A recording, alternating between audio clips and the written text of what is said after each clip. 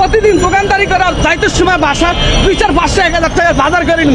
এখন আমি যাই রাস্তাঘাটে গঞ্জি, সারাদিন গাম পরিশ্রম করে রাস্তায় ঘুরা আমি খালি হাতে যাই। আমার সন্তানও কান্দে, আমার মায়ও কান্দে, আমার বাপও কান্দে। আমার এই কর্মজীবীটা কোনটা আমি এই জ্বালাটা কার কাছে কমু? এই বিনোদ পাবো অবরোধ। আমরা যারা অল বাংলাদেশে হকার আছি, ঠিক আছে, রিক্সা চালক, ভ্যান চালক, দিনমজুর, কৃষক, শ্রমিক, ঠিক আছে, আমাদের কর্মস্থানের ব্যবস্থা করে এরপরে হ্যাঁ যা কিছু করে আমরা সব মাইনে নিব, আমরা সব মাইনে নিব।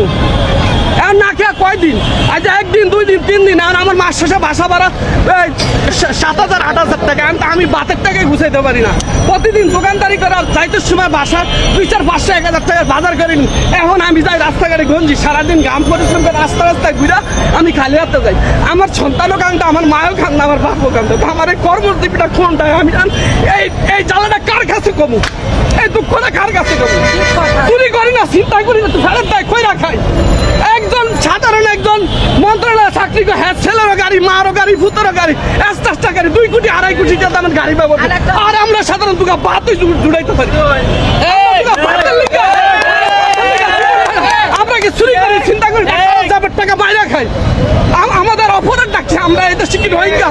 যদি এতই সরকারি প্রশাসন গভর্নমেন্টের মাননীয় প্রধানমন্ত্রী বিনীত বাবু যদি এতই জ্বালা যন্ত্র অতিষ্ঠ হয়ে যায়, তাহলে আমাদেরকে বলেন কুত্তারি নিঃশুন্য 6-7 লক্ষ বাংলাদেশ হকার আছে, আমাদেরকে কুত্তারি নিঃশুন্য বাইরে লাগে। কারণ দুঃখ নাই, বেতন নেই, আমরা বইরা তারপরে ওরা আরামে এসে বাঁচবো।